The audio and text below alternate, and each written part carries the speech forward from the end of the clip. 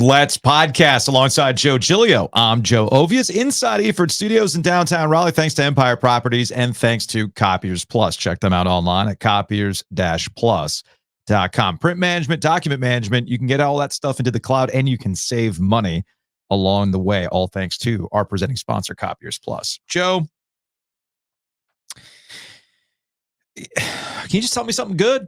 Tell you something good? Tell me something good, man. Let's just start. I'm wearing the shirt today. Positive vibes only. You can get it at breakingt.com/OG. I feel like we should just go ahead and get that part out of the way. Okay. Before we start talking about the Panthers yesterday. Oh, I was going to give you 3 Panther-related things that were good. Give me something good. All right. Tell me something good. Yes. It is Monday, September 16th. The Panthers are winless. 0-2 on this season. However, number one, the first pass of the game was not an interception. Hey, tell me something good. Yes, the Panthers are winless. 0-2 on September 16th. However, they were only down 20 points at the half. Only a 7-point improvement from last week. Tell me something good. The Panthers are winless and 0-2 on this season. However, the New Orleans Saints are not a steaming pile of dog shit. So maybe that wasn't an awful loss to the Saints. And finally, Joe, tell me something good. It is Monday, September 16th. The Panthers are winless. However, they still have their first pick in the 2025 NFL draft. Let's freaking go. Positive vibes only.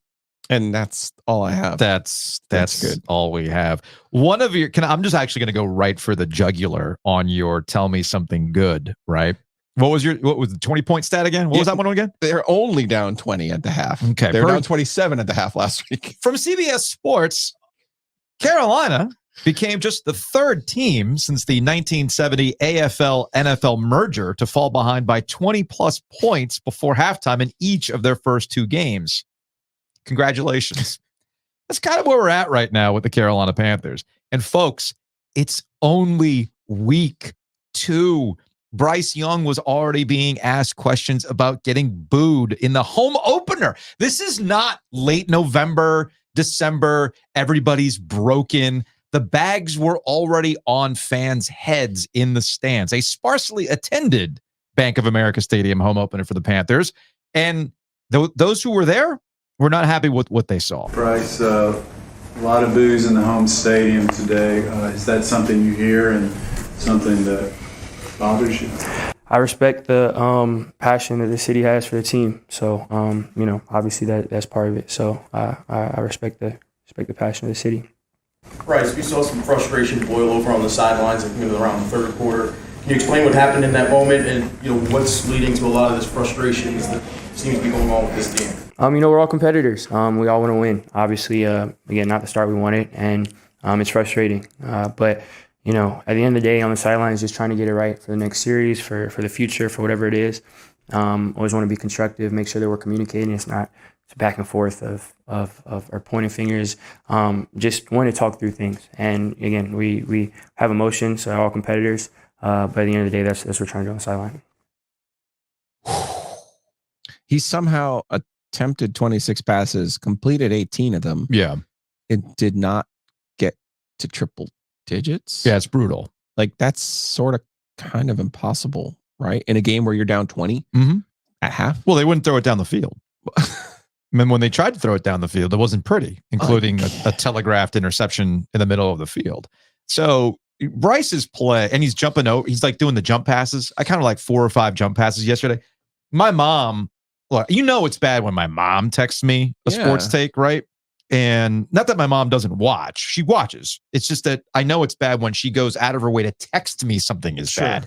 And she texts me, they have to get rid of this quarterback. And then and my mom loves Cam Newton, so I just joked, bring Cam back. This is from my mom. He looks like an elementary school child playing at recess.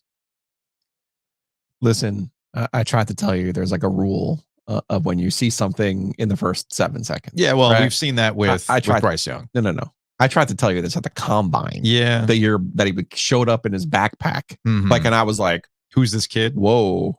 Yeah. Whoa. Yeah. Whoa. But the thing is, it goes beyond just I kind of Bryce. sort of hate it for him. I do too. I mean, he's probably going to end up in that Jamarcus Russell class, the Ryan Leaf class of flops. He probably is. No. He will. I'll get to that in a second. Probably is going to. And I hate it for him because I feel like Ryan Leaf obviously had some substance abuse issues. Jamarcus Russell, I think, did too. So it's kind of, you could kind of explain why those two guys flopped the way that they did. I think this is a good guy. I think he means well. I think he was in a perfect situation at Alabama. And I think, and another thing I said at the time, it's really hard to go from every day being a sunny day at Alabama with all the advantages that you have around you to an NFL situation where you don't have those advantages and you have to figure out how to scramble. By scramble, I mean like the golf term of like when things aren't on schedule and when you don't have the best offensive line, when you don't have the best coach, when you don't have a built-in talent advantage over every team that you play, it becomes difficult at that size. Well, particularly at that size. Here's what I'll ask you. Do you really think that Nick Saban was sunny day with Bryce Young? No, but remember, of all the people he had, he never said one single crossword about Bryce Young. Whether he says that publicly or not is immaterial. Well, but I think that behind gets the to the scenes. processing. Where did this whole processing narrative come from? It wasn't just the S2 test. No, it wasn't. It right? wasn't. Like, I mean, I will give not Marty Herney, the guy after him. I've already forgotten. Scott Fitterer. Like, surely they had a conversation with Nick Saban before taking him number one overall. Sure they did. I'm sure he said to them, this guy, off the charts, great leader, great positive, processes things, understands things. You can throw anything at him and he'll get it. I'm almost certain that conversation took place. But I guess they never had the conversation. Can he see over a NFL level offensive lineman? That's the problem. And it's not like he's the first short quarterback in the NFL. There's just something. There is just something that is not translating to it, and why you see those jump passes, which he never did last year. And it almost comes out of like desperation. And it's got to the point where, you know, that clip, he's referencing Adam Thielen losing his cool. Thielen, after the game, talked about it. It wasn't directed at Bryce Young. Sure. It was overall the offensive ineptitude. He's frustrated. Yeah. And most of the quotes that I saw coming out of the locker room were all at a loss for words, which puts Dave Canales, again, you're going to get this theme all week. It's only week 2. And yet the Panthers are being discussed as emergency meeting mode, like we're in week 10, like something has to give. And Canales is already in danger of losing a locker room if they keep trotting him out there and essentially calling plays like cowards, because that's what I see when I watch the Panthers on offense. It's very cowardly. Now, is the question is, is the reason why they're not going downfield, why they're doing these little dink and dunks and not getting any yards after catch, which is Panthers, as currently constructed, are not very good at this. Not very good at that yards after catch. Deontay Johnson was the one I was trying to think of, who had, I'm paraphrasing here, but he essentially said, when asked the question about going downfield, throwing the ball downfield, he's like, I ain't calling the plays. We're just trying to execute what's being called. So it's a question of either they won't or they simply can't with Bryce Young. how about the offensive line? Like, isn't that a function of the offensive line not being able to throw the ball down the field? Like, isn't that why you design stuff to be quick and get it out of his hands? Yes. I'll also say this, man. We can talk all we want about Bryce Young, and again, we can do all that. Yeah, their defense is not good. It's terrible. It's not good. The whole team is ass. Like J.C. Horn tried in the first half of that, and now he did get beat for the first touchdown, but like he tried. And again, when you watch something and you see somebody pop, you're like, okay, yeah, that's an NFL level player. Yeah. Like you look at their defense. How many times do you go, oh, okay, that's an NFL level player? But you know why the defense is currently in its situation? I do, because the owner in his galaxy brain, forever they were a 4-3 team. He did no. The way that you're supposed to play football is you play a 3-4, which then jettisons Brian Burns, then jettisons Frankie Louvu, then jettisons your safety who is actually making plays for you. So now all of a sudden you're all of the attention again on Bryce Young and the offense. I get that for what they paid for him. He's the number 1 pick, all those things. Their defense puts themselves in a situation, at the risk of sounding like Dave Doran in complimentary football, they put them in a situation where even Tom Brady and the 09 Patriots or 08 Patriots are going to be able to light up a defense when everybody knows you have to throw on every down. Yes. You're actually screwed when that happens. Everybody is. See the Chiefs yesterday, who, congratulations against the Chiefs, man. Such a hard luck franchise. Thank God they got that one yesterday because, we'll get to that. Wow. We'll get to that in the light. I used to get mad at things like that. Used to. It's a new you. No. 2024 No. is new I you. saw it was 4th and 16, sir. You knew what was happening. You knew what was happening. Sir, the live line was popping. I am with you. And this is where talking about the Panthers ends up becoming this very it's a very depressing conversation to have because it's not any one thing. Right. You can't just go and get a new quarterback and expect things to turn around because you're right. It goes beyond Bryce Young. That defense is bad, but we know why the defense is bad. It's not on the defensive coordinator. It's that they don't have the bodies. They don't have the guys that you need. That's bad drafting. That's bad management. Bad management. Switching to a scheme that's not going to help. Yep. That's conducive to what you had. That's on the owner. Right. That is on the owner. That is very specifically on the owner. The draft picks are on the two different general managers. Again, they used an early draft pick this year on a linebacker who doesn't play. Yeah. Like, you can't miss on those second, third, and fourth round picks. And as a management, you can't give away second, third, and fourth round picks the way that they have. And then, quite frankly, they missed on Ike Ekwonu. Mm-hmm. They probably missed on Bryce Young. Mm-hmm. I want. Oh, no. They missed on Bryce Young. I kind of want to sort of like give Liggett a chance.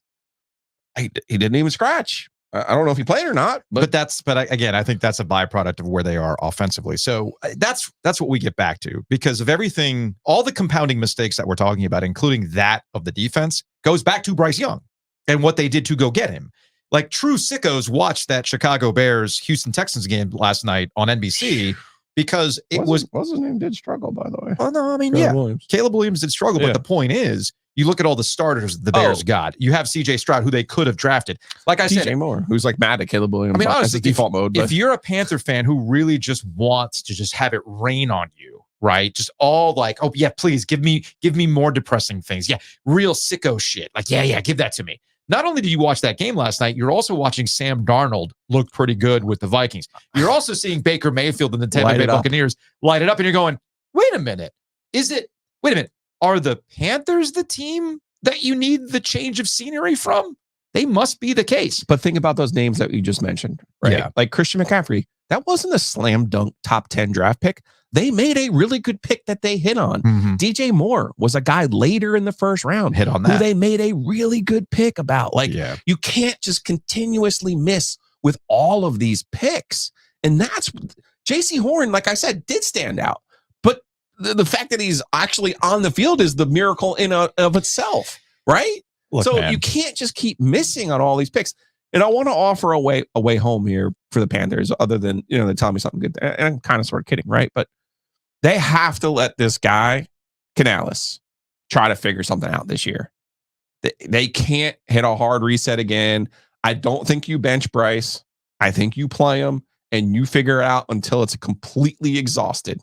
I'm being serious right now. No, I get that. But number one is you have to figure out how to stay in the game in the first half of the football game. Okay. That's number one. That's the baby step of being competitive.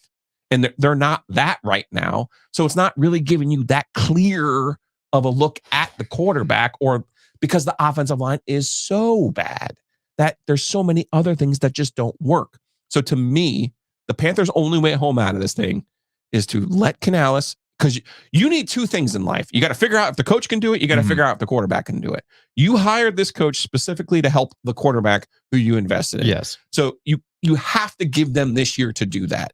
It's a long season, to your point. It's only week 2. It's only week 2, right? Man. And again, starting the games the way that they have, and at the risk of sounding like Dabo, you take out this play, you take out... No. You can't do that with the Panthers. Nope. There's no place to take out, Joe. There's no place to take out. In the first half yesterday, no, if you get the takeaway. No, stop that shit. In the first half. No. They're behind the Panthers do, by the way. This is what the Panthers create madness. Trying to talk about the Panthers creates actual, take madness is what you're doing. But it's a 17-week, it's a 17-game season. But you're going back on what you said at the jump. It takes you 7 seconds to find out what's going on. And this is coming from me, who was Mr. Optimistic about, hey, new coach, you're getting Frank Reich out of there. Maybe David Tepper learned his lesson. No, it's bad. Straight up bad. This is from Andrew Weatherman. Every Carolina Panthers offensive touchdown since week 1 of 2023, because that's how you have to look at this year. I keep saying it's just week 2. No.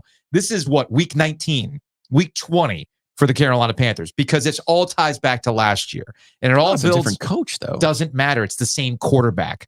And they're either they won't or they can't with Bryce Young. And Andrew points out the Carolina Panthers have scored just 21 offensive touchdowns since week 1 of last season. And this is over the course of 2 coaches. And you're telling me that the quarterback guru, the whisperer, isn't trying to dial up things to try to make something work offensively? It's not working, which is why Canales, again, week 2, is already being asked questions about, was he going to bench Bryce Young? And is Bryce Young going to be the quarterback this week? Did you, Dave, ever consider subbing in Andy Dalton for Bryce Young, given the offensive inefficiency? Bryce is our quarterback. I'd love to see this thing just continue to take the next steps offensively right now. Will he start next week?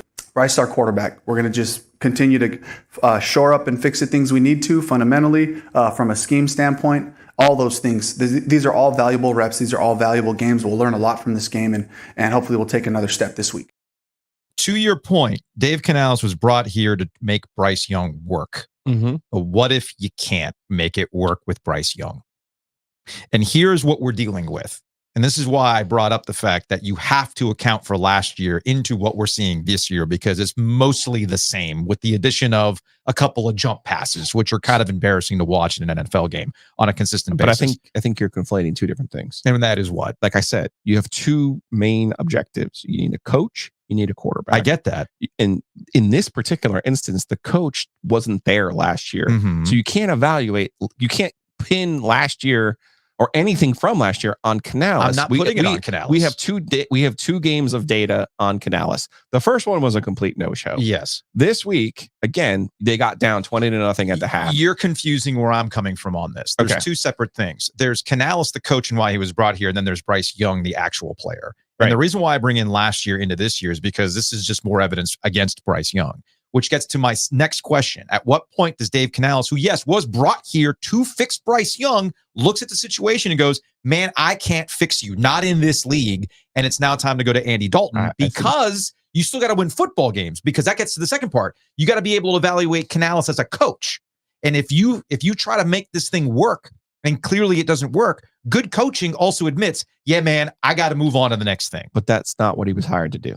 He was not high. They had Steve Wilkes, who did the oldest formula in the world, and ham and egg the thing to go 4-4. That team was better.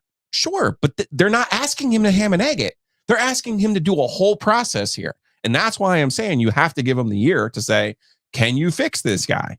They also drafted a running back who's not going to play for the first 4 weeks. 4 weeks, right? Again, I just mentioned Liggett, who they used the primary asset on. I don't know where he was yesterday. Yeah. If I missed that he was ruled out or whatever, I apologize. But those are 2 primary assets, right? The tight end had 1 catch.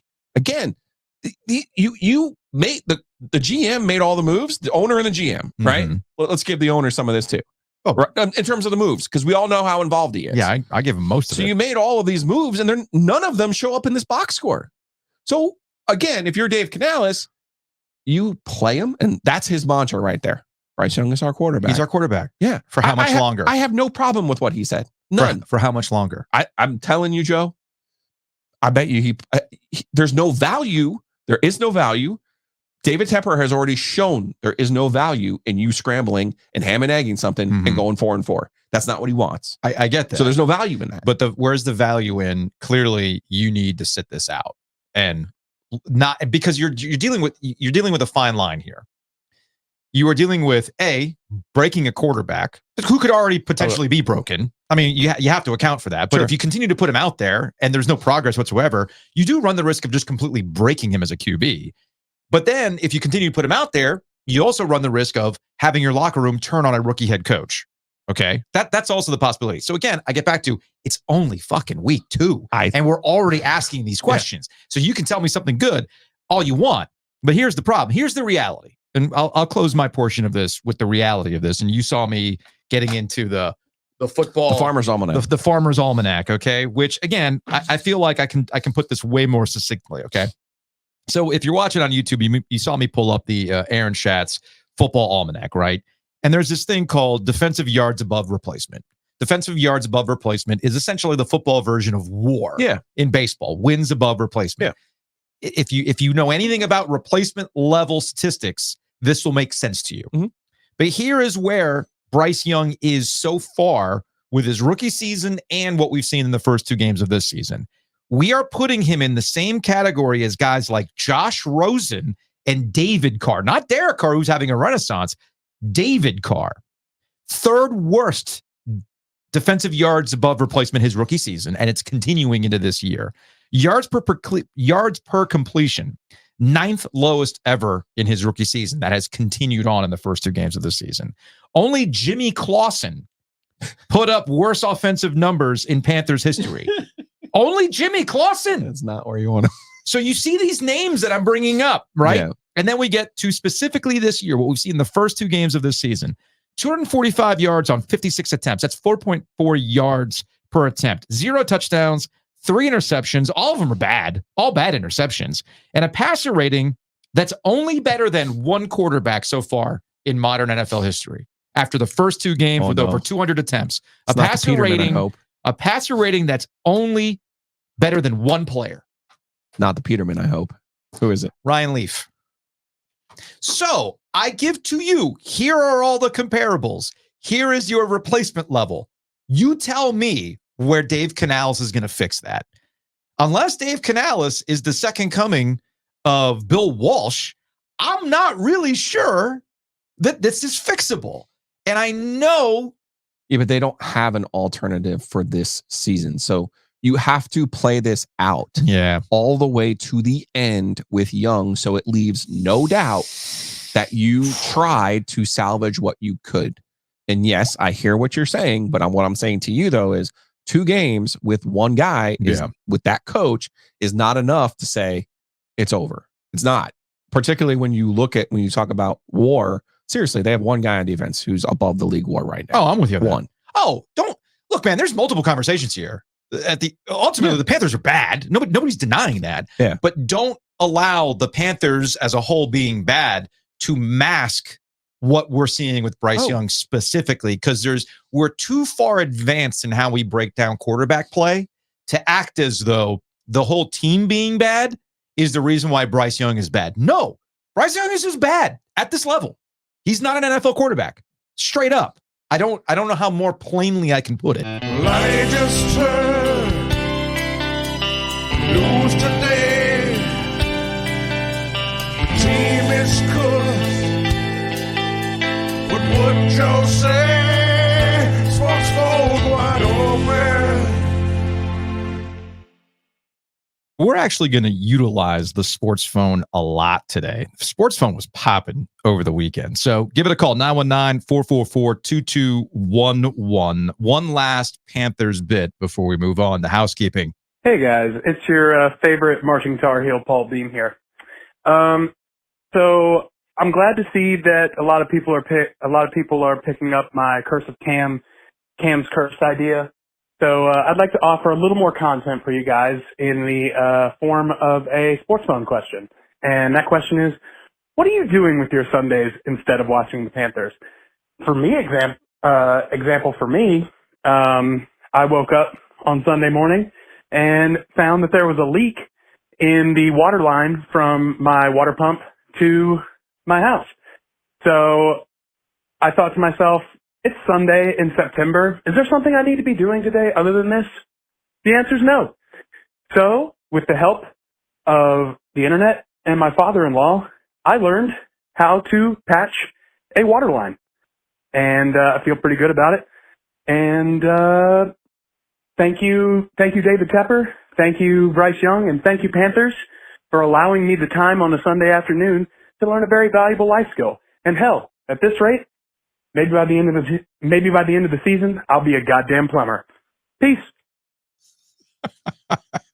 Tell me something good. Tell me something good. I learned how to fix my pipes. You know what I did at halftime? I had seen enough at halftime. But much to Paul's point, I was like, all right, am I going to waste my Sunday afternoon watching this shit? Nah. So I yelled at Caleb, like, hey, man, guess what time it is? He's like, what? It's time for you to mow the lawn. And I'll do some weed whacking. and some other things. Do some yard work. So we got a little yard work in, about 90 minutes worth of yard work before the rain opened up over my house. It's big Sunday dad September energy. Big Huge. dad energy. Big dad energy. Let's go rake some leaves. So yeah, you know what? Paul's on to something. Call the sports phone, 919-444-2211. Now that your Sundays are free. What do you plan on doing? What skill are you learning? I feel like we're back in pandemic mode. Are you going to learn how to make bread? Thank you, David Tepper. I'm going to learn how to play guitar finally. You can't copyright his name, right? No, I don't think you can. You can make shirts that say thank you, David Tepper. Yeah, something tells me he would send a cease and desist. I mean, I'm just saying. I mean, heck, we got a tweet. Was it from Mike? What if this is simply a major league scenario? A deal went south between Tepper and an investment banker from Wachovia decades ago. It got a bit personal, and Tepper, sitting at his desk in front of the brass balls, vowed to destroy the one thing he loves the most, the Panthers. You joke, but that is something David Tepper would do. Never forget he bought a house only to destroy it and build a new one out of pettiness. So that is what we're dealing with. Who knows? Maybe we'll get the real story of what happened between some banker and David Tepper in the future. I like that. It's good. It's a good angle, man. That's a good angle. Housekeeping. Big thanks to Enovana for sponsoring Housekeeping. Check them out online. ENOVANA.com.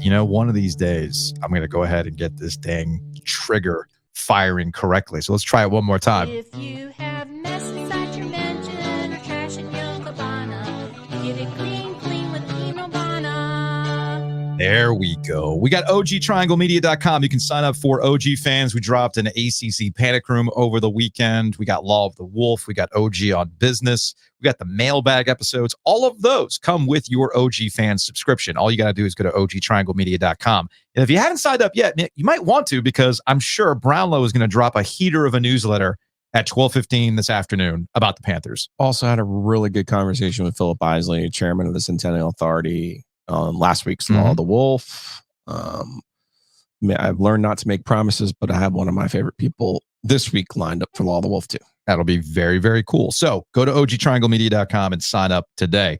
If you got nothing going on Wednesday for lunch, Raleigh Sports Club is getting together. I love that you're going to be there. I have a feeling. Our guy Ken, well done. I have a feeling that somebody had dropped out, which just happens. Sure. And they went to the bullpen. They called me up. I'm looking forward to it. I haven't spoken to the Raleigh Sports Club since we got fired, so that'll be an interesting conversation. I'm sure I'll get some interesting questions. Yeah. I bet a lot of them will be about NC State. My question is, because the Raleigh Sports Club tends to be a little bit on the... I can give you this one to Do bring you with the code. Do you think, this is what I was going to get to, the Raleigh Sports Club tends to be a little bit on the older side. Yes, sir. How many people do you think I have to set up their podcast app for? High percentage. Okay, just a thought. But I'm willing to do it. I'm willing to, brick by brick, Joe. Our seniors, I've seen our YouTube numbers. They exist. Brick by brick. Speaking of bricks, you might have a house that's made of bricks. You want to protect that house. Call Matt Davis. 919-779-8277. You can go to insuregarner.com.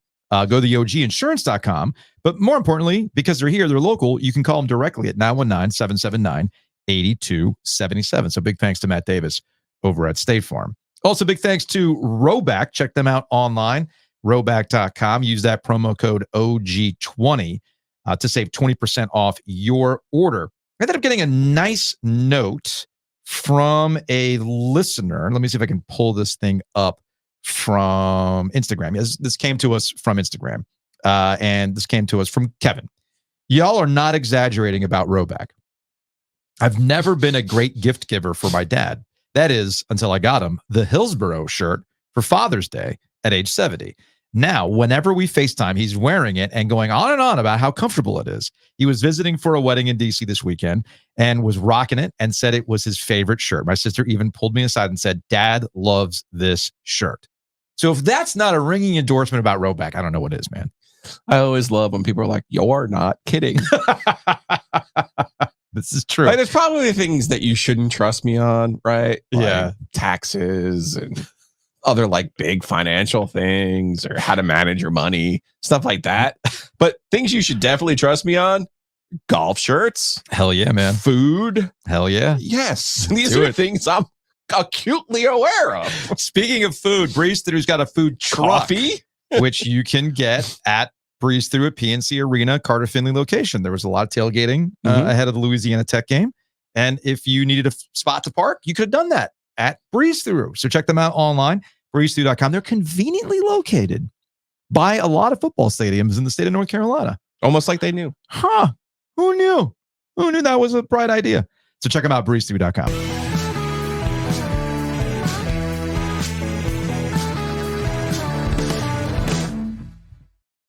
Speaking of the Wolfpack, you can throw the Tar Heels in here as well. We got quarterback questions, baby, between NC State and North Carolina. I don't think there's a question at this point with For- NC State. No, I think it's health. It's a health Yeah. situation. Yeah. I think Grayson McCall, and I think we have talked about this before. I personally didn't realize the extent of the concussion issues that he was dealing with last year until I had read David Hale's story on ESPN, which I believe came out before the Tennessee game. Just before the game, yeah. Okay.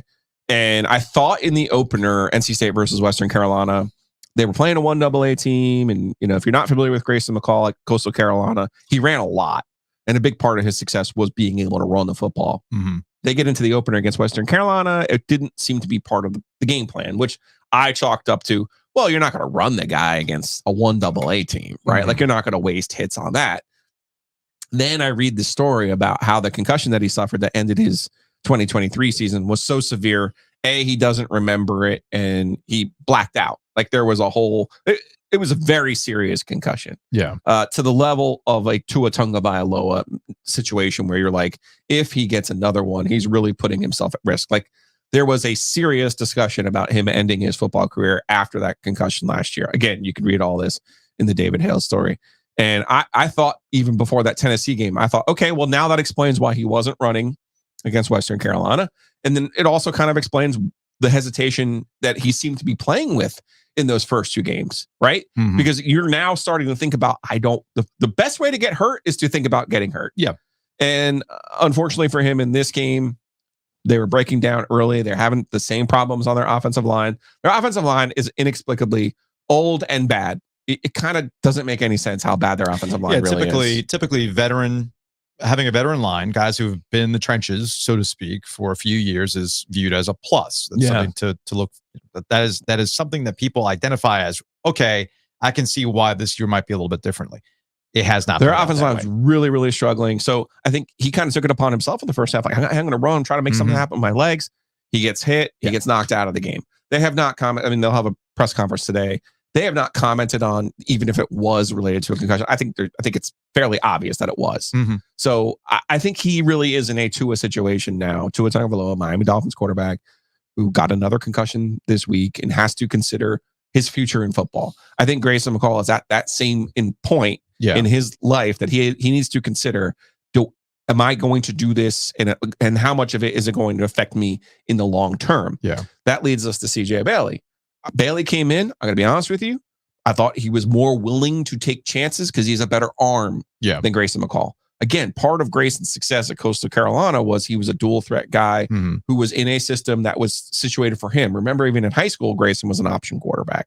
So this situation where they're in with Bailey, CJ Bailey, who's a freshman, he was more willing to take shots with his arm because he has more arm talent. He has a better arm than Grayson McCall. I thought he made more throws, was willing to take more chances. You saw the value of a Noah Rogers. You saw the value of a Wesley Grimes. I thought in the second half of this game, I thought Bailey, much like people said with MJ Morris, came in, provided a spark, and you said, oh, okay, this is more of what the offense is designed to do rather than the Brennan Armstrong, run the ball all the time, or what we were seeing with Grayson, who his skill set wasn't translating as a pocket passer, right? So State ends up getting a defensive touchdown. They fell behind 17-7. I mean, they were in trouble. The defense, here's the thing that I actually am most curious about. Let's take the Tennessee game out of the equation because you saw Tennessee man's just on another level right now with Nico and how that offense is running and everything else. Typically with NC State, you are going to see a defense develop over the course of the season. So far, the defense has been a work in progress. That game doesn't get turned around without pressure. That game doesn't get turned around with some key stops. That game doesn't get turned around without the interception. Yeah. The defense was the catalyst in the comeback. So they're down 17-7 at the half. That second half essentially is, okay, here's the NC State team under Dave Doeren that I am familiar with. The other NC State team that I am familiar with. That's the positive side of things with NC State. On the negative side of things, before Grayson McCall's injury, as you said, Dave Doeren will speak to the media at 12 o'clock today. We'll get a better idea of where Grayson's at. It calls into question why this is now 2 years in a row that the quarterback that you went and identified as the guy that you needed to get into the portal to help you get through this was not good on a variety of levels. Sure. Okay. The whole Robert and I, Brennan Armstrong, put them back together. Let's watch the magic happen was not there at the beginning of the season. Of course, we know the rest of the story, and Brennan Armstrong stepped up. Cool. Got it. But this is now year 2 where they go and they get the quarterback. He's positioned as somebody who's going to help them dynamically offensively with all the weapons they've added around him. And we saw more of that stagnant kind of NC State offense. I put that mostly on how NC State wants to win football games. And now you've got CJ Bailey who comes out, and I know how NC State fans are going to be. They're like, there it is. I know it when I see it. We've seen it before. And there's always an adventure with quarterback. I will say this, and I don't mean this in a negative way. I don't mean this in me trying to be a dick. It's just more along the lines of NC State is a very predictable TV show at this point. It's like The Office. It's like Friends. It's comfort food on Netflix. You just put it on in the background. You know how it's going to play out the rest of the year. So the question is going to be for NC State, do they have enough to scramble and put together another 8-win season? Do they have enough to scramble and put together potentially 9, get over on North Carolina, all that kind of stuff? You're wincing. You're making a face. I don't know the answer to that. And CJ Bailey, bless him, while he did get his sea legs and he looked more comfortable as the game went on, well, now we get into your favorite category of fuck you, we're still Clemson. Okay. Oh, this week. Clemson after a huge win and after a week off. You bring up the App State game. No. App State, man, that's getting in the batter's circle with your donut, man. Yeah. Now the weight's off now, and you see NC State, who Dabo, look, I know the relationship between Dabo and Dave is theoretically a good one, but Dabo surely does love to stick it to Dave Doeren when he has a chance, and Dave has gotten the better of Dabo the last couple of years. True to so last week, yeah. So Dabo's got something a little, he's like, oh, you're here now. Okay, let's go. With a true freshman quarterback. So this could get ugly for NC State, but we've seen the show before. We've seen the movie before. It's like me turning on Return of the Jedi again and going, yeah, here's the part where the Ewok gets over on the stormtrooper. I can envision a scenario where they get their ass handed to them by Clemson and Death Valley, and then they cobble together yet another consistent good season with a lot of hopes towards CJ Bailey and the development of our quarterback, which gets to my big question, Joe, because you've been around NC State a hell of a lot longer than me, and you know this coaching staff a lot better than me. I get that NIL is where you need to be, but Dave's calling card is development and developing a quarterback. Why not just go CJ Bailey right out of the gate? Well, I think quarterback's really complicated. I know. I like this whole situation. This gets to where NC State is in their station as an upper middle class college football program too. It is ironic, however, that Dave Doeren and his staff, which has changed. Remember Tim Beck, Robert and I, even before that, Eli Drinkwitz. Mm-hmm. Drink recruited Devin Leary. What Devin Leary gets interrupted basically with injuries and the inability for him to understand the playbook to beat out Matt McKay as a freshman, as a redshirt freshman. Yeah. So you have that. But they identified Devin Leary, MJ Morris, and now CJ Bailey, who all seemingly were good finds out of high school. And guys that they, in theory, all three of them, they could have or will develop.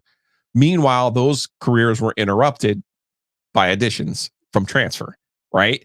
And it's kind of like if you gave, and again, the whole thing was so complicated with MJ last year, but part of you has to sit here and say, would they have been better off last year saying to MJ Morris, you're our quarterback. You're the QB. You're going to be the quarterback. This is what we're going to do. I suspect what had happened, Robert and I was hired, saw MJ Morris in practice and said, or saw his game tape and said, I think we can be better with Brennan Armstrong. Let's go get Brennan Armstrong. I think that's what happened. Okay. Right. So now, again, hopes and buts and ifs and nuts, you can't go back and redo time, right? The whole thing that plays out with MJ plays out. Now here you are in a situation. Are you really better off with a true freshman? or this 6th-year guy who you're taking a chance on in McCall? Again, I can understand the Both thought are process. risks. They're both risks. They're both risks. And sometimes those risks pay out. They really do. Sometimes they do, but they did not. We're seeing this play out at Florida State too, where it's like if you're a quarterback and you get recruited and you go, well, why am I not playing? It's because you get seduced by this peer pressure that you got to go and get the NIL quarterback. Yeah, got to do it. Or hear me out. You go and get yourself because again, college. If we all recognize college football has changed immensely, we also recognize that true freshmen can come in and be a difference. Mm-hmm. Okay, so especially someone of Bailey's pedigree. Again, I'm not trying to I've had one conversation about Bailey, somebody who does go to practice, and they were like, look, he was lights out in the spring, and they said, look, he was actually pretty good in the fall. Mm-hmm. They said, but we got to that last good on good scrimmage in the fall, and they said he was bad. Like he was bad, like completely outclassed by the first team defense. And so that's, because again, people are the one thing I want to give the coaching staff, and I think people get this confused. Same thing with MJ last year. It's like, how did you not know that the other guy's better than this guy? And it's like, think about Grayson in practice too. He's not getting hit. There's no threat of being hit. No. So you're going to show a mastery of the offense. You're going to show a mastery of leadership, right? So if you're sitting there at practice every day seeing this, and you're the coach, you're the quarterback coach, you're the offense coordinator, you're going to get in a room and go, who's our starter? Grayson. Who's our starter? Makes Brandon. total sense. So I get that. I'm not trying to hold that against him. I think all this quarterback stuff is very, very complicated. It is. Again, go back in the time machine, you make MJ Morris a starter, you're on your way. Whatever. But you know what? All that you can't do that, though. As complicated as it is, and this is where I'll give Dave Dorn and NC State a lot of credit, and I'll go back to my reference. They're familiar with it.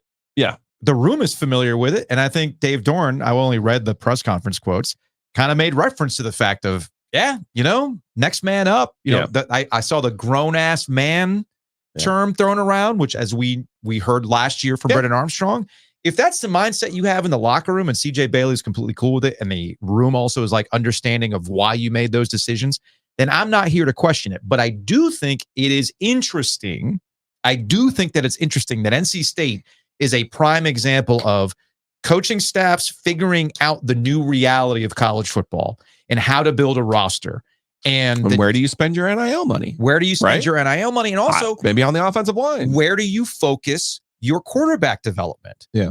Do you put the investment in the guy that you recruited and you think you can have for a couple of years, and somehow try to hang on to him and then try to hang on to him without having him play? Right. These again, I'm not acting as it's an easy thing. It's hard. That's the part I'm not trying to blame them. To have. I will say this, but NC State finds themselves in that situation again. Oh, I will say this to you about getting to that 8-win mark. Yeah, it's going to be a real challenge to win 6 games this year for this reason. Okay. Their offensive line is really bad. It's bad. Mm-hmm. Okay, and now you go to Clemson with a true freshman. You're almost certainly going to lose this football game. Now you're sitting there with 2 wins. You're 2-2. And that means of your final 8 games, Joe, they're all coin tosses. Let's be honest. If you struggled with Western Carolina and you struggled with Louisiana Tech, every one of those last 8 games is going to be a coin toss. Yeah. So what's your record in coin toss games? 4-4, right? You're 4-4. You're 6-6. That's just what the math looks like right now without significant improvement to their offensive line. That's the biggest challenge facing Dave Doran right now, not the quarterback. Let's go back to the sports phone. They get a lot of calls from NC State fans. Joe and Joe, calling y'all from Carter Finley. 13 seconds left to go in the first half. Section 18, row E, 228. 17-6. Louisiana Tech.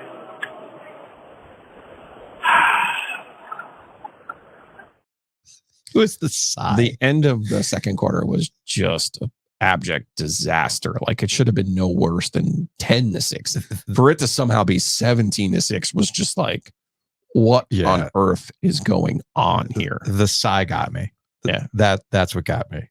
Well, look, I'm glad that we could be some kind of outlet for you while you're at the game, and you just needed to. That's why we're here. That's what the sports one's there for. And just give us a big old sigh. What's up, OG? This is Luke.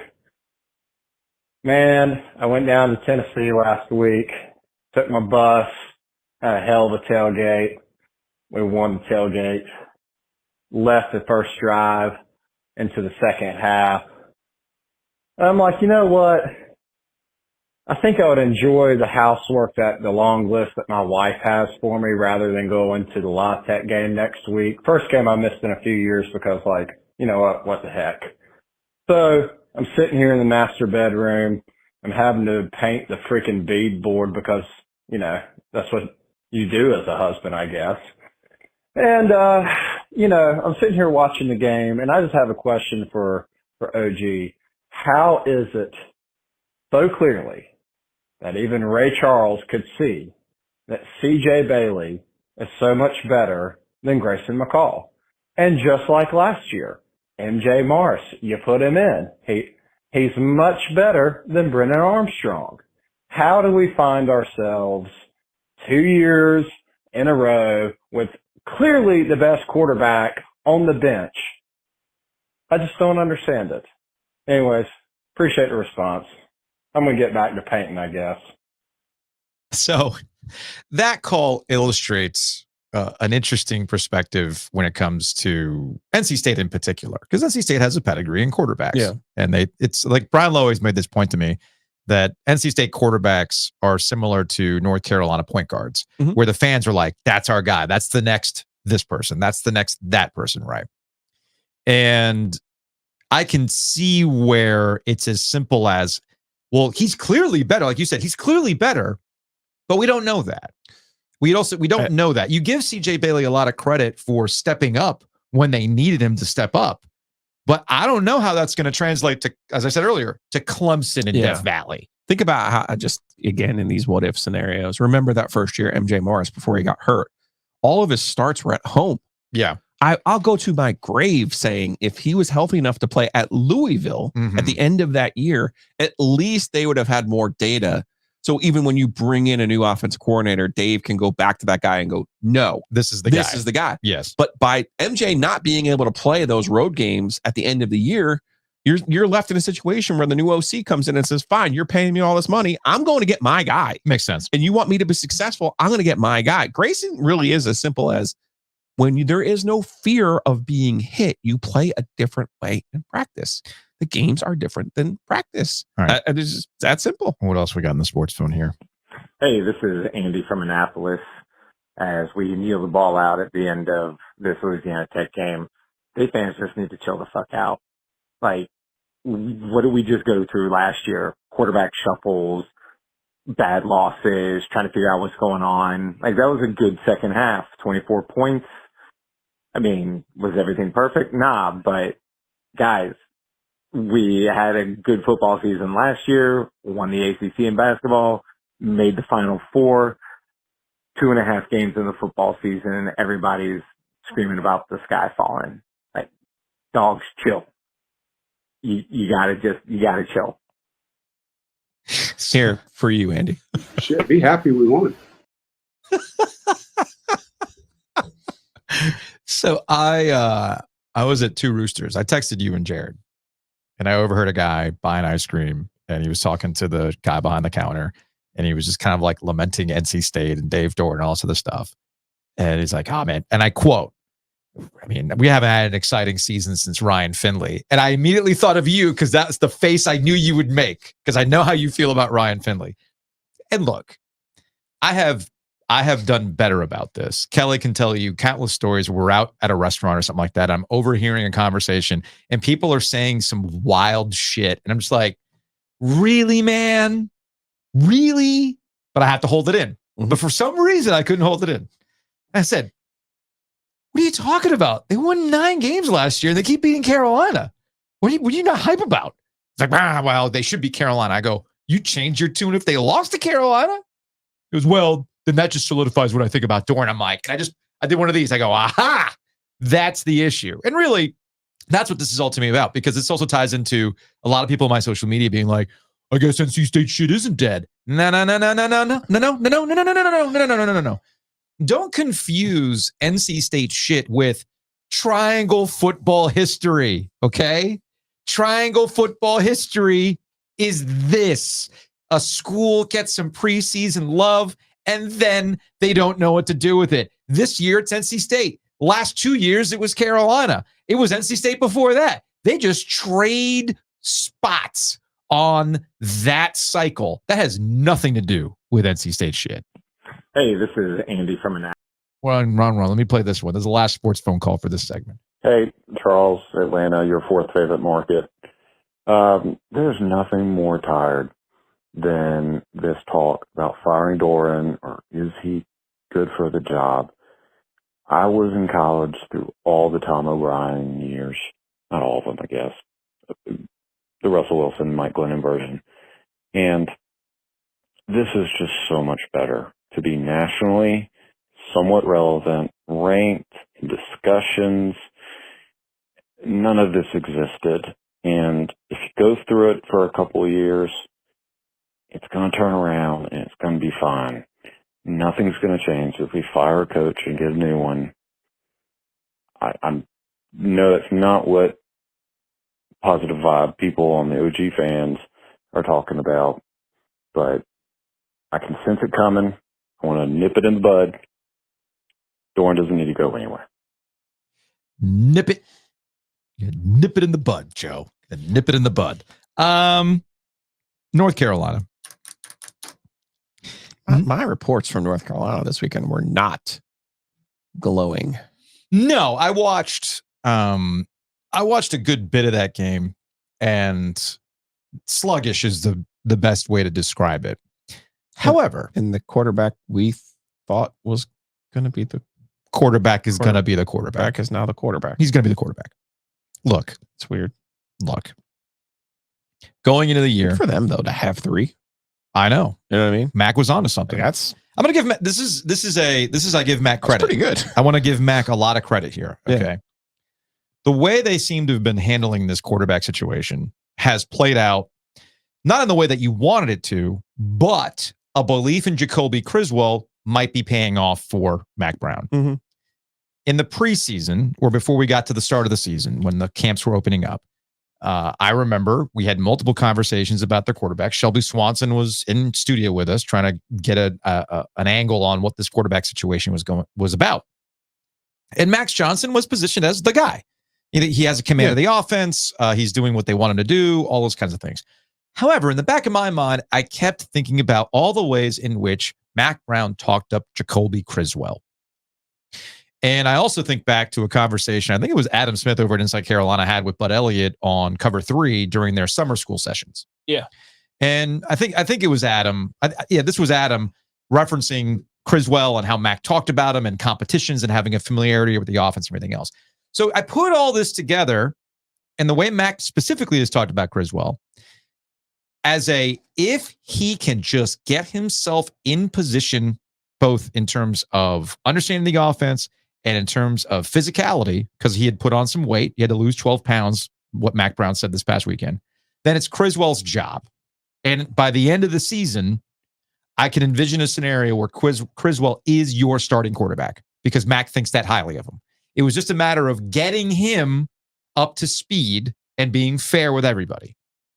Well, you don't want Max Johnson to get hurt. Obviously, he's done for the year. So that happened. Okay, you can't do anything about it. You hope that he has a full recovery. So that leaves you with Connor Harrell, and Jacolby Criswell. And it's not like Harrell has done anything to wow you. So that opened the door for Mac Brown to go to Criswell saying, hey, look, if you get your shit right, you have an opportunity. And turns out, Mac says after the game that the plan was always to have Criswell take over the third possession. Okay. Criswell goes out there. What do? After having completely stagnant offense, he goes out there, they score. That's all he needed. That's all Mac needed. Now, after the game, he talked about, we're going to have both guys play this next game against James Madison. No. This is Criswell's job if he wants it, if he can do it, much like we talked about throughout the summer. He's the master, man. He's so good. They struggled against Central. Dude. He had a 24-minute press conference, and like 21 minutes of it was talking about the quarterbacks. Yep. Like I told you, he lives to give people the catnip of the quarterback conversation. He lives for it. He is the king. And I give Mac a lot of credit. Yeah. Because the way he positioned this and the way that he talked about it set up Jacolby Criswell to do exactly this. Now it's a question of whether or not he can follow through and execute. And they got one more of these tune-up games. This is not a tune-up game. I agree Just with like you. Minnesota, this is a real test for them. And I agree with we'll you. see what happens. Listen, I think their defense, once they clean up some of the penalties were a problem has again. showed real improvement. So that gives you a chance to win the old-fashioned way. Yeah. Run the football with poor Amari in Hampton, right? Hopefully he holds up because you're giving him a million carries. Hopefully he holds up, play some defense. You're going to win more games than you lose that way. But you just have to cut down on those mistakes with the defensive penalty.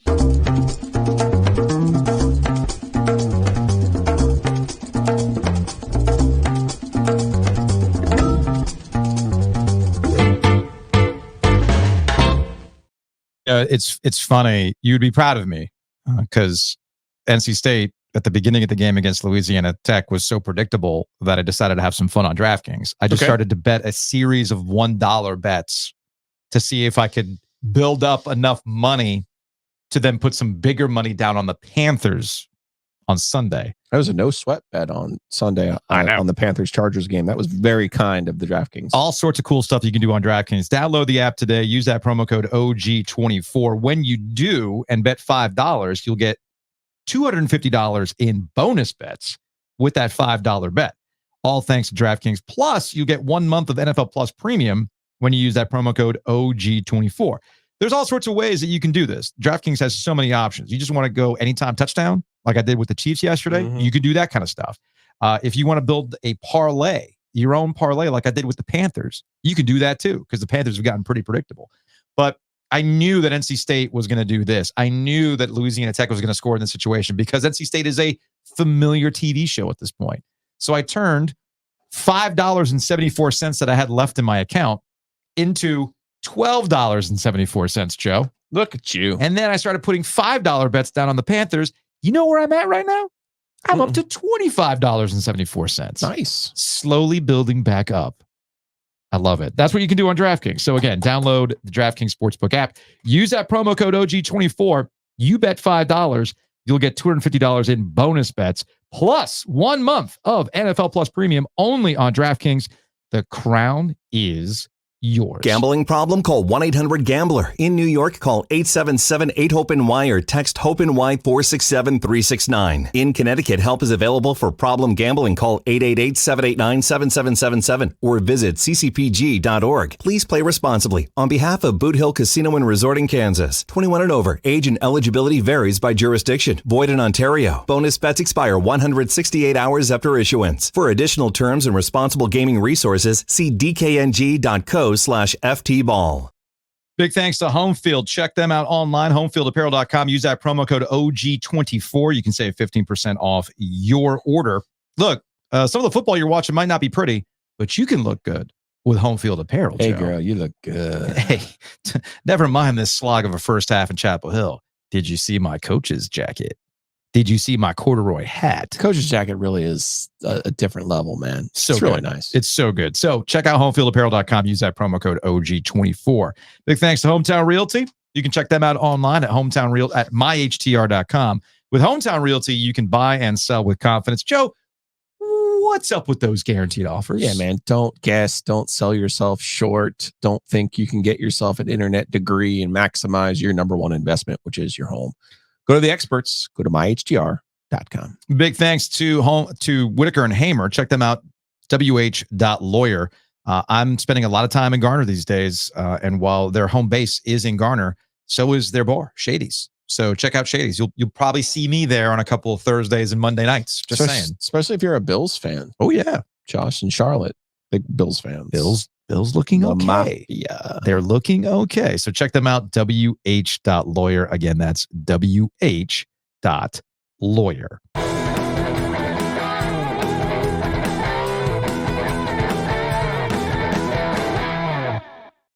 We have so much to get into today, Joe. I don't care if this is going to be an extra large show. I feel like Bill Simmons. We're going to go 3 hours today. Okay. No, not really. I do feel like there's some other college football tidbits we need to get into. AP Top 25 is out. Guess who's no longer number one? Wow. What a overreaction. I watched a bit of that Georgia-Kentucky game. Georgia looked very characteristically right on defense. Offensively, they couldn't get anything going. Yeah. Could not get anything going, which I found a little bit surprising. I know there are some people who equate Kentucky football with NC State football, Mhm. just on a little bit better level, right? Sure. But that was the most classic way for Mark Stoops to lose a football game. I'm going to punt. I'm going to get back. We got these timeouts. We're going to play this like 1984 style. Poor Kentucky. So Texas is doing I think this was an overreaction to Arch Manning coming in. And well, it's all the things. Michigan's not that good. They're not that good. People are excited that they ran Michigan out. That doesn't mean Texas isn't a playoff team. They are. Yeah, I was surprised when I saw the headline at first. I was like, wait a second, did Georgia lose? And then I was like, no, they won. I thought it was weird. Now, you know who I don't see in the AP Top 25, and I will not be seeing in the AP Top 25. I will not be seeing Florida State anytime soon in the AP Top 25, which gets us to the inflection point. I'm going to give you credit. You wondered this about Florida State. Wondered aloud. Yes. You wondered aloud with Florida State, depending on how this season went. Well, it's gone that way. 0-3 to start the year, an ugly loss to Memphis. Their offense is completely broken. Just completely people want to make this a DJU thing. I know you've gone on this. And the whole damn offense is broken. The line is bad. The skill position isn't good. He's not good. It's all bad. I saw this social media video of somebody playing NCAA 25 practice mode, and they just would roll against Florida State against no one. Yeah. Empty practice mode. And it's like DJ Hughes open. There's a player downfield, and it shows him sailing the ball out of bounds. That happened a couple times. I guess Memphis, and I'm like, oh, brutal. Poor guy. Absolutely brutal. So with the new rules, you get 4 games before you can decide. Preserve a year of eligibility, just as MJ Morris did last year. I'm done. NC State.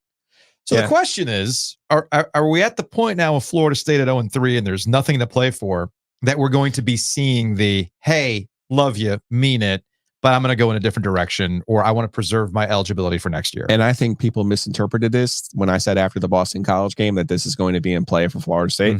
It's not, oh, we don't need that guy. Oh, sure. Who's even good? Who's going to opt out for the NFL? No, you're not understanding what the process is going to be. You're going to see a bunch of players opt out for Florida State.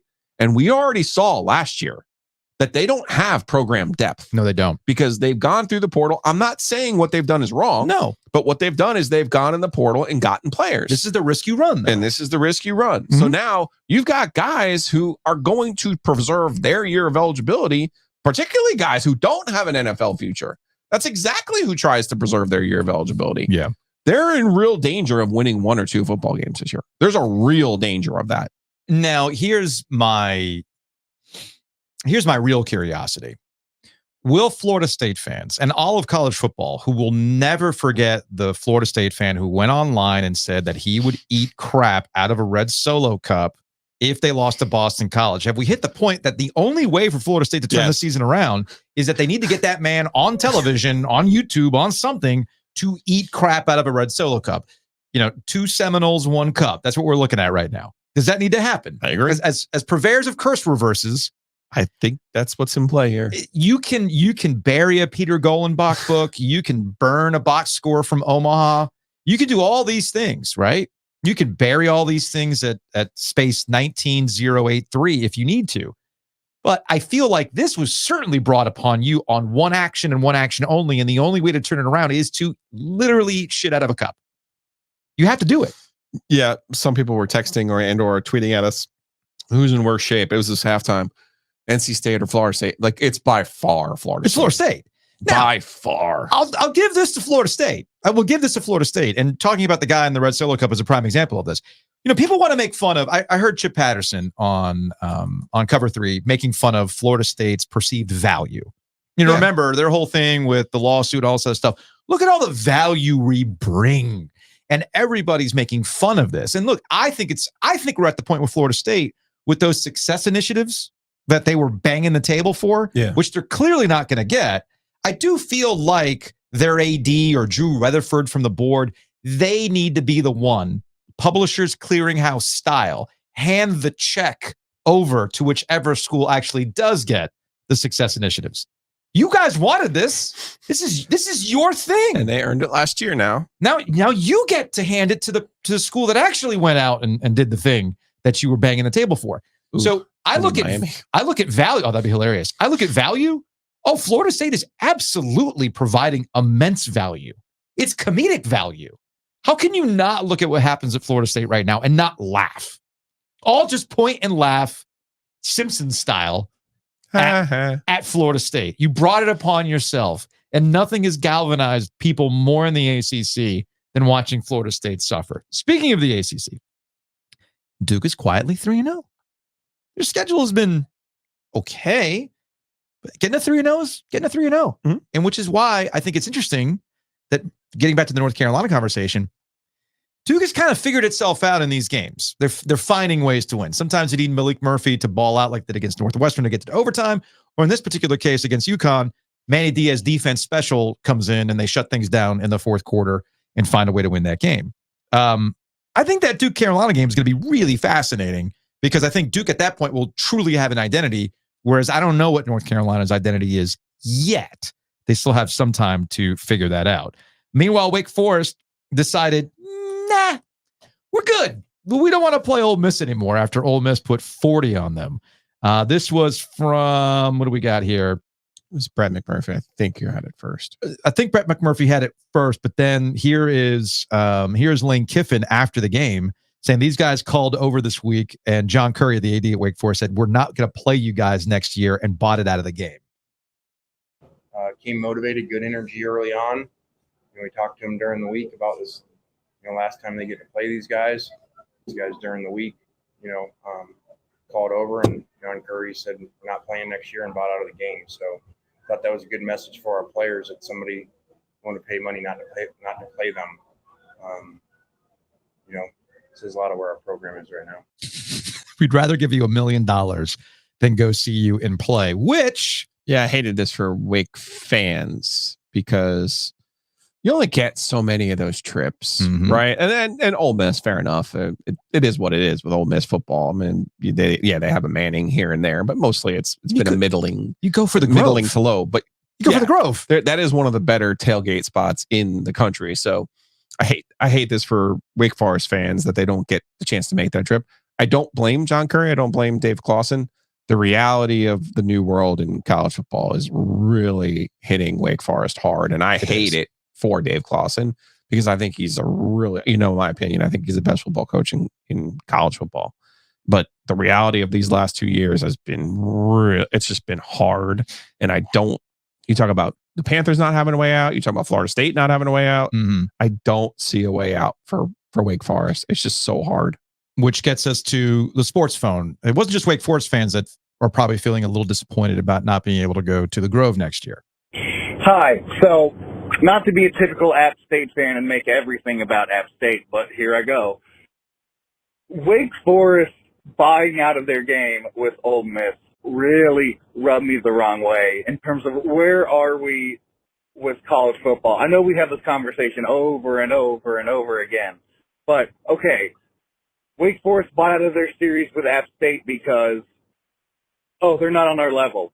And now they're buying out of a game with Ole Miss because they're too far above our level. So who do we play anymore? Why even have games? I know this is the conversation we're having over and over again.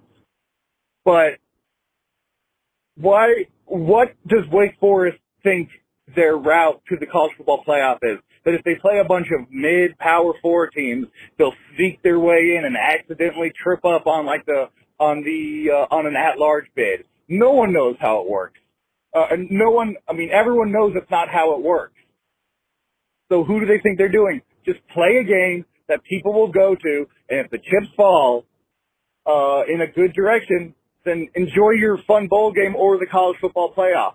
But if you know you can't beat App State and you know you can't beat Ole Miss, why are you even playing this game? Meanwhile, this is an App State fan who just watched his Mountaineers go to Greenville and beat ECU. We talked about this last on the mailbag episode about how Mike Houston needs one like this, man. The ECU head coach needs a win like this over App State. That has not happened against your peers. And they got off to a nice start, but I did wonder when Joey Aguilar was going to get going. And that's what the second half was for the Mountaineers. Things got interesting in the second half. I think it was a 16-0 start for ECU, and then App State outscored them 19-3, I think it was in the second half or the rest of the way. And that was just a matter of waiting until Joey Aguilar got cooking a little bit. That's what I saw in Greenville, and that's a tough loss for Mike Houston, man. Another one, just like the state game up there 2 years ago, where the kicker ends up being the difference in that game. Yeah. And ultimately, you look at it from App's perspective. I thought Aguilar was the difference in that game, particularly after falling down 60-0. He made some plays that they needed to have. He did. And then I thought on the flip side for ECU, it was kind of like you probably outplayed them in the entirety of this game, but you missed an extra point and you miss a field goal that you had to have. And I feel bad for ECU. Truth of the matter is, though, again, you look at that conference, they don't play the 3 best teams in that conference. What's tough for them is they have to go to Liberty this week. Again, we've talked about where Liberty falls in that group of 5 and their position as potentially being the group of 5 representative. So this is a tough week. They're going to have to get up off the mat. One loss could turn into 2 here for ECU. Big shout outs to Pat Narduzzi. They've put up an incredible, just an incredible 2 games so far. From I forgot what the ESPN Stats and Information had some wild stat that essentially when Pitt was trailing by double digits in the fourth quarter between 2005 and 2023, they were 0 for 72. But so far, they're 2-0 when trailing by double digits in the fourth quarter. And Pat Narduzzi decided, you know what? I'm going to go ahead and here's one for you and hit the fine. I never seen anything like it. You know, wow. We beat West Virginia in the backyard brawl, and we beat the officials too in one game. Pat Narduzzi got fined $5,000 at a reprimand from the ACC. From our friend David Hill, from this season specifically. From this season, yeah. Record when trailing by 10 plus points in the fourth quarter this year. Pitt 2-0. Everyone else 4-105. And Cincinnati and West Virginia, 2 of the games that their fans are going to care about. So good for Pitt. Unreal.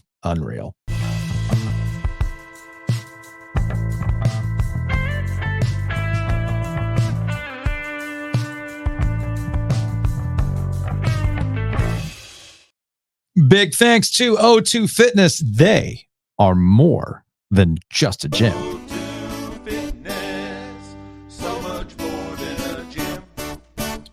In fact, Giglio, it's a Monday, which means you're getting worked on today, right?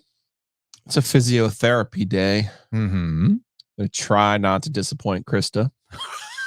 I did so last week by not being the other Joe Giglio. Well, you can't do anything about that. Unless you want to talk about the Eagles with her. Maybe you can channel the Philly Joe. Probably. Not the Jersey Joe, but the Philly Joe. But let me tell you about physical therapy at O2 Fitness. Mm-hmm. You get an app. Not only does the app tell you the exercises, it comes with a video of each exercise of what you're supposed to be doing. You know me. You can't just give me instructions. You got to show me. I'm a learner that way. I can't just read shit and figure it out. I need the videos. The app is amazing. And my neck feels better. That's good. I know. That's ultimately what it comes down to.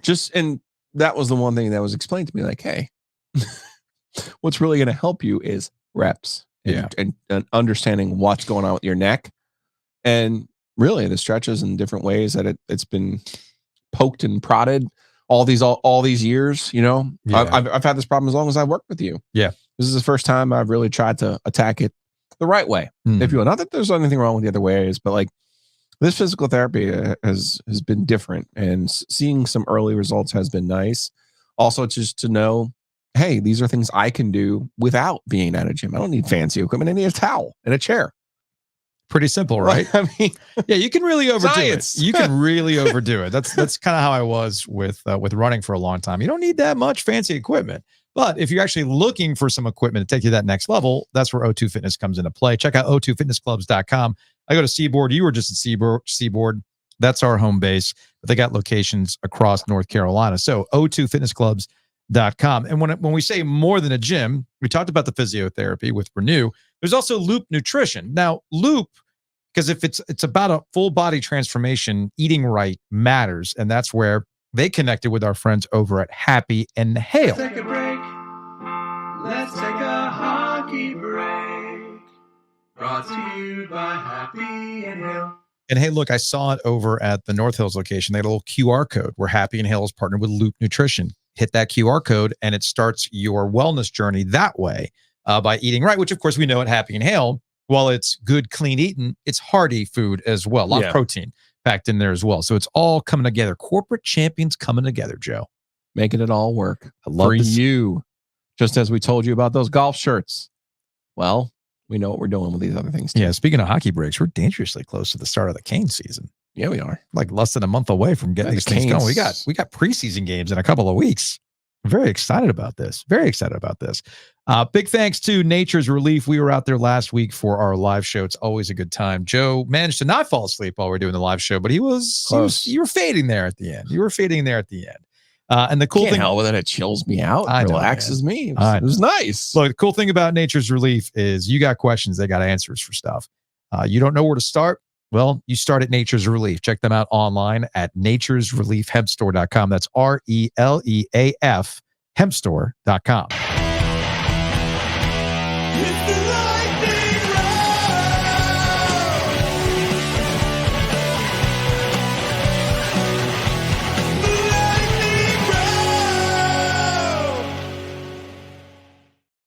Much like Zeus in a bra magical powers, it feels like Patrick Mahomes also has magical powers. You referenced it at the start when we were talking about the NFL, and wouldn't you know, I'll be straight up with you, it was never in doubt. I laughed with a very legitimate pass interference, by the way, at the end. You can roll your eyes. That was a legitimate pass interference, dude. You know what else was legitimate? What else was legitimate? The right tackle absolutely mauling and holding and tackling on the same play. So I would love to hear the justification of, well, no, it was the passenger of the PI was, you have to call that. They have to call the same penalties on the beginning of the play, beginning of the game as you do at the end. Yeah. Literally rewatch the play. Watch their right tackle. Just absolutely even know, like, oh no, they're not gonna call a penalty. He wraps his whole arm. Just daring the official 4 feet from him. Nah, man, you don't call that. You let the players decide the game. Sure. I thought it was funny with the way that played out over the last 2 weeks. This is very typical very typical Chiefs September right now. They did this last year. People were wondering what's wrong with them. But you can look at the consistencies that are already there, and Patrick Mahomes will get over whatever turnover issues he's having right now. They're still the best in the AF. They're still the best in their division. They're still the best in their conference, and ultimately they'll end up in the Super Bowl again. I don't know why they're playing this season. They're going to win the Super Bowl. It's fine. I've already made peace with that. I mean, the Cincinnati Bengals got right. A lot of people were questioning Joe Burrow after week 1. I thought they got right.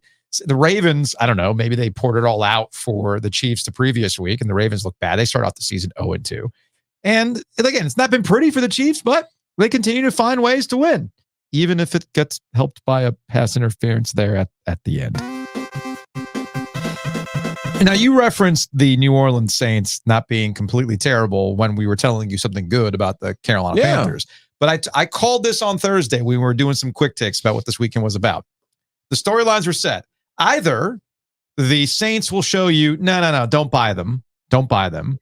Or the Saints were going to stick it to the Cowboys and all of the we them boys, Super Bowl contenders. They looked really good against the husk of the Cleveland Browns, that they were going to come back crashing down to earth. Somebody was going to come back crashing down to earth.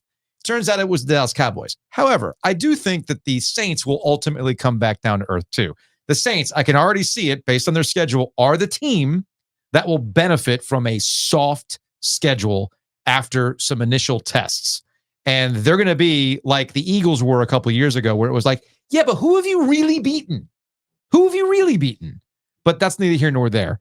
It's more about the Cowboys, once again, getting themselves hyped up after 1 week of football and then having that happen to them. Yeah, I'll disagree on the Saints schedule. I mean, they see the Chiefs, they see the Chargers, they see the Eagles. The Eagles, I think the Eagles are frauds. But you're right about the Chiefs and the Chargers. But beyond that, I think Tampa's pretty good. Maybe. We shall see.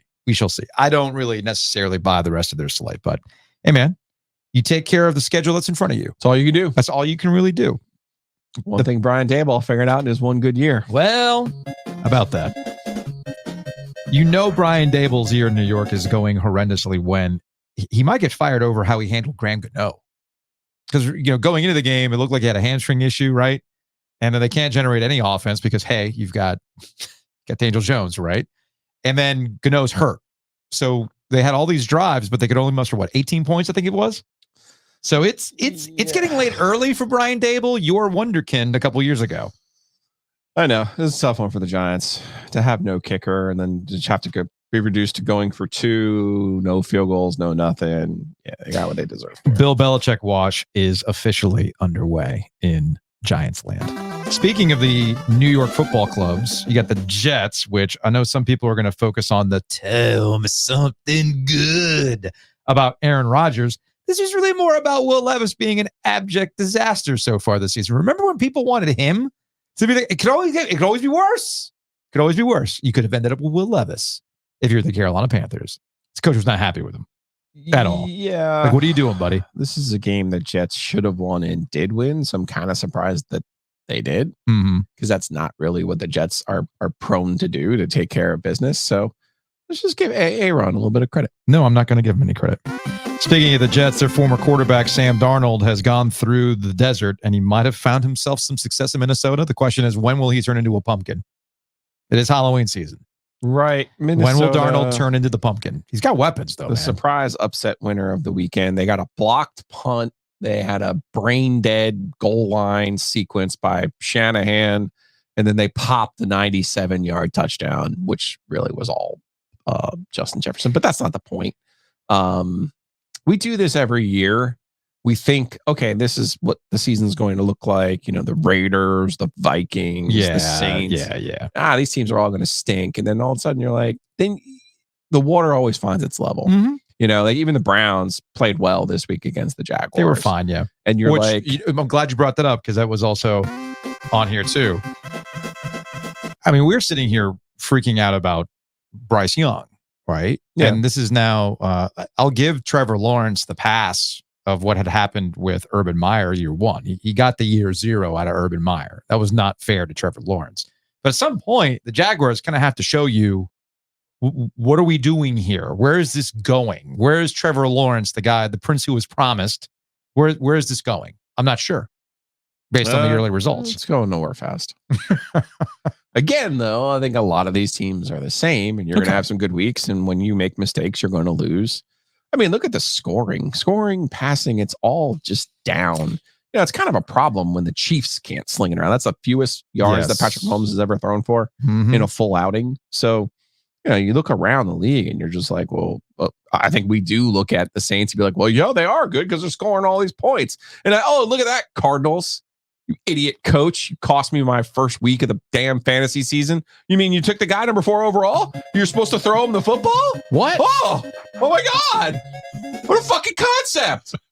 Just fuck straight off, okay? You're going to ruin my fantasy season in week 1 by not throwing the ball to Marvin Harrison. And now this week you're like, hey, you know, it would be a really great idea. Again, this all goes back to my premise that Bill Belichick actually wasn't that smart, because all these other guys are fucking idiots. I did not realize that Marvin Harrison Jr. was going to be the thing that triggered you here. Yeah. Oh, no, it's not the Bengals. Because it's fantasy. Yeah. Because it's fantasy. Yeah. Oh, well, look at that. Wow. Okay. That makes a lot of sense. You know, it's interesting you bring up the kicking thing, and, you know, Graham Gano being hurt being integral to what happened with the Giants, right? It was my father-in-law's birthday on Saturday. So happy birthday, Brian. And we were watching some of the State Louisiana Tech game. And I just made this observation. I'm like, man, we've really come a long way where even college kickers making 52-yard kicks is common. Yeah. It's what you expect, right? And I think it was the Washington Post that had highlighted where we are in the early season, and that you better like field goals, because that's kind of where we're headed right now. And it's going to change the math of how we do end game situations, especially how they've changed the kickoff. Because essentially, you take the ball at the 30, a couple plays later, you're in field goal range with a guy who can hit it from 55 yards out. That's where we're at right now. Yeah. So the question is, when are we going to get to the point where coaches will be more aggressive in late game situations, that you understand, man, we got to score a touchdown now, because if we kick a field goal, we give it back to them with 90 seconds, how you find yourself in a situation where you're going to lose by a point because they either got one more than you, or you go to overtime. There's any number of things that happen on this decision tree based on how easy it is, how automatic it is for kickers to be hitting from midfield. The Steelers are 2-0 on this season. They've scored 1 touchdown. Yeah. They've kicked 8 field goals. Yes. They're 2-0. Right.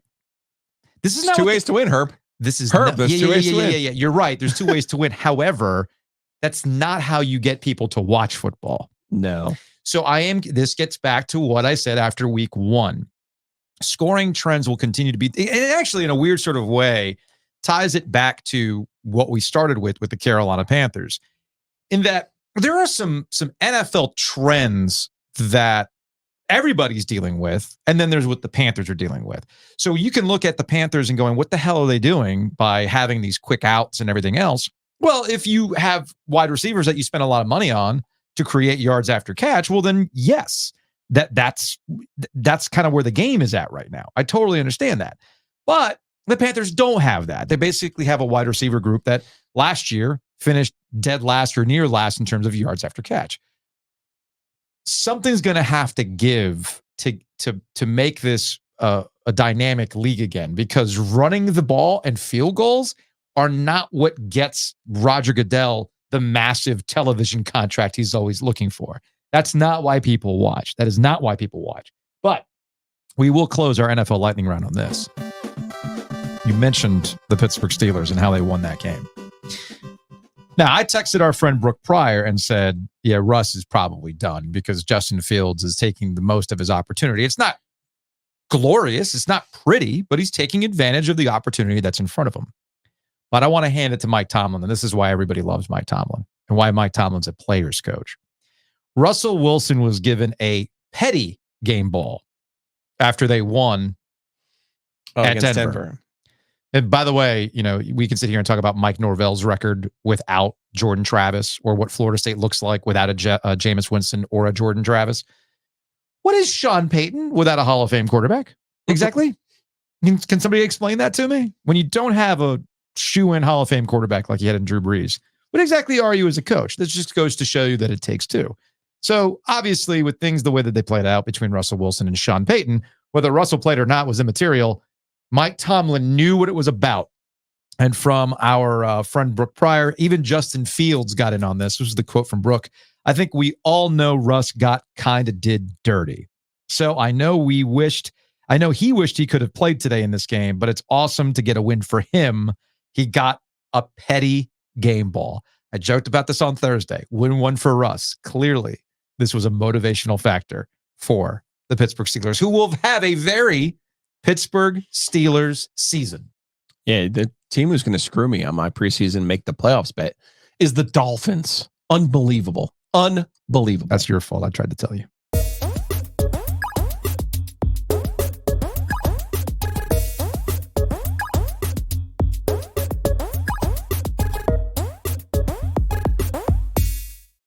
Big thanks to Mosquito Authority and Pest Authority. You can check them out online at bugsbite.com. You can bundle and save with our friends at Mosquito Authority and Pest Authority. Mosquito Authority will take care of the outside of your house. Look, we get all this rain. Mosquitoes are still active. I was doing some yard work on Sunday.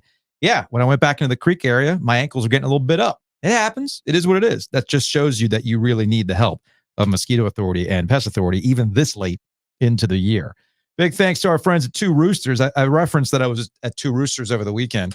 I ended up going with the dairy-free cookies and cream, gluten-free cookies and cream, because I had already done a lot. So I had to dial it back a little bit. So I did it with the Two Roosters cookies and cream. But Jacob got that mint fudge one. Mm-hmm. I took a taste of it. Mint fudge brownie. It's like a full brownie in the ice cream. It's really good. It's like a full-on brownie bonanza. So check out tworoosters.com. You can find out their rotating flavors. And of course, you got your core, like I always like to go to. You know what I got today, too? What did you get today? I got my email. Yeah. Your secret pint club is ready. The QR code's there. It's not so secret. Just get the QR code. Also not a secret. The Butcher's Markets. They do an amazing job with their marinades. Ready to go right out of the case. Or if you're looking for something specific, they can go back to the fridge and get you what you're looking for. It is a butcher's market after all. So check it out, thebutchersmarkets.com. You can make your tailgate super easy, or as the weather gets nicer, take advantage of your back deck and all that grilling equipment you spent a lot of money on. Well, they got the stuff to throw on it at the Butcher's Markets.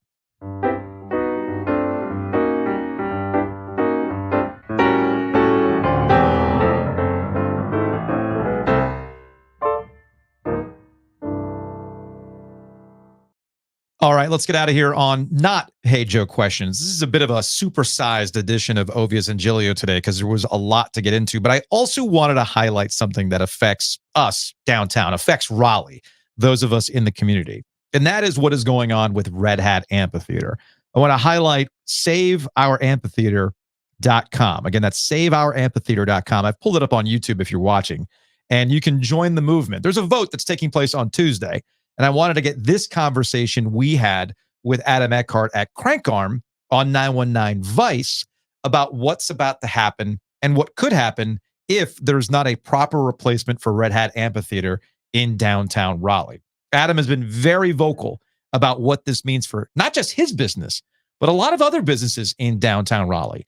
And if Raleigh is going to continue to grow, be the city that people say they want, well, it's going to require some difficult decisions. And one of these decisions is to make sure that some form of Red Hat Amphitheater exists just a few blocks down while the convention center grows. Again, more opportunities for conventions, an Omni Hotel, which is a big deal for the city of Raleigh. And it's all about not making the same mistakes that Raleigh made almost 20 years ago as it relates to the Durham Performing Arts Center, the DPAC. The DPAC came in and took Raleigh's lunch when it came to shows, Broadway, comedians, etc. The same thing could happen to live music in downtown Raleigh if the votes don't go a certain way. So I wanted to bring you a part of that conversation on 919 Vice with Adam being very, very vocal about what this means for businesses like his. Well, a year ago, I was asked to speak on behalf of Red Hat Amphitheater and the expansion of the convention center because they're both huge economic drivers to downtown Raleigh in our current state, which is 9,000 less people every day in downtown Raleigh from cell phone data. Work from home is a cat that's out of the bag. It's never going back in. Sure.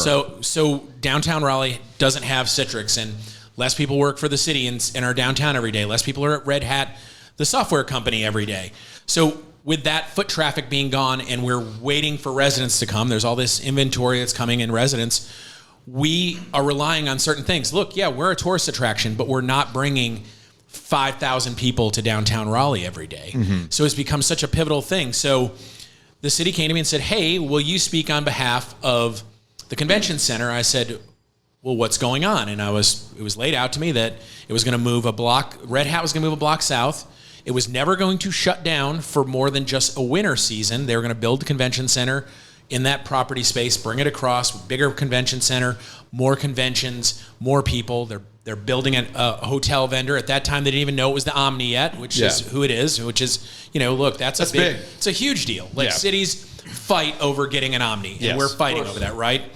So they asked me to speak on behalf of it. And I said, as long as you're telling me that Red Hat isn't going to close, yes, I'll speak on behalf. And so I spoke on Red Hat and stated the facts. Like, Red Hat is an economic driver for us. It's what helps us keep our doors open in the summer when everyone's going to the beach, the lake, and the mountains, because people do that. That's why we're talking about, one of the reasons we're doing the statewide distribution is so we can sell more beer during the summer. Sell it to where everyone's going.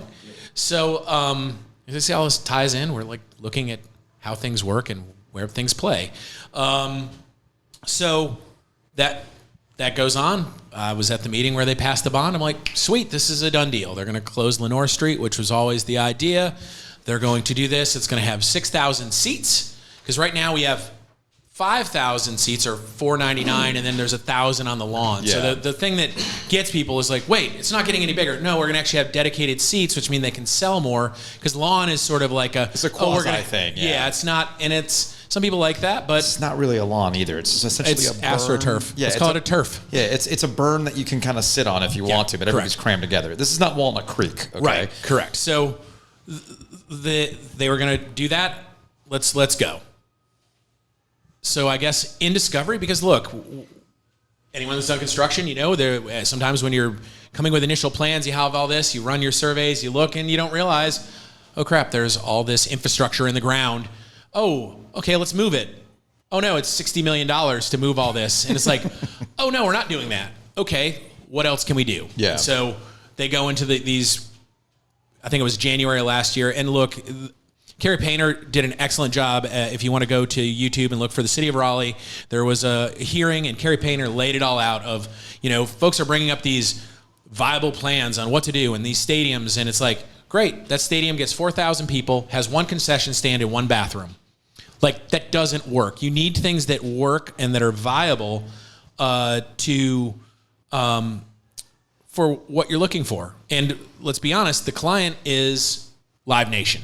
So if you don't produce an amphitheater that Live Nation wants, they go to a city that will, much like what Niedermeyer did with DPAC. Yeah. And that's the teachable moment that folks are realizing, is that we don't want another DPAC moment, because Durham is ready to put in. They're watching this and have said, like, publicly, we're watching. If y'all fumble this amphitheater, we're going to Durham. Yeah. Which is great for my Durham location, but I might as well shut my Raleigh location, because the percentage of annual sales that those shows provide during the summer would be a make or break moment for us. Yeah. And I have the hard numbers for that. I'm not telling you my numbers directly. I had a lady ask me what they were, and I said, well, how much money do you make? Yeah. And she called me rude, and I said, well, my parents taught me not to ask people about money. Yeah. I said I was volunteering some stuff. So then you ask her about church and politics, right? Right, yeah, exactly. Well, and that's exactly. And Western or Eastern style barbecue. Yeah, that was my whole thing, is that this is a percentage that's going to cause. So the plan now is to close South Street, which is one of the least traveled streets in the city of Raleigh. Mm-hmm. It's very low. It was designed to do 10x of what it does. It is not a key connector, although there are plans to add a connector to help with this, that would have basically pedestrian, cycling, and car traffic. But it is a very car-centric argument from folks in the city that are worried about the South Street closure. Yeah. Because Lenore Street can be improved to the point that you can get where you need to go when you need to. Now, there's some future things that are coming that they're very concerned about, but we've got real now problems. Tuesday's the vote. If the vote is no, if we don't get 5 votes yes, Red Hat is gone. There's no contingency. Live Nation's like, we'll find another play. You got next season, we're going to find where to ship these shows, whether it goes to Charlotte or, in the interim, Charlotte, Wilmington, XYZ. It's gone. Yeah. And so 17 million, wasn't that the number they said? $17 million in economic, that they can account for, right? There's things that you're not catching. Are you accounting for people flying in, on air flights and eating at the places they come in, and Uber rides and all these other things that are so ancillary? And then on top of that, are you accounting for businesses like us that use all of our vendors that we have, the folks that provide us with linens and paper products and all these things? Like, they're probably not accounting for that. And it's another part of it. It would be a economic disaster. All right, so that's a portion of the conversation we had with Adam Eckhart on 919 Vice. Go check out that full conversation where we get a little deeper into the weeds about Red Hat Amphitheater and, more importantly, how Crank Arm is growing. They're going to be doing statewide distribution. They're also opening up a tap room in Durham. A lot of cool stuff for Crank Arm. That's going to wrap it up. We will see you tomorrow. Full conversation with Bubba Cunningham, AD at North Carolina, comes your way on Tuesday.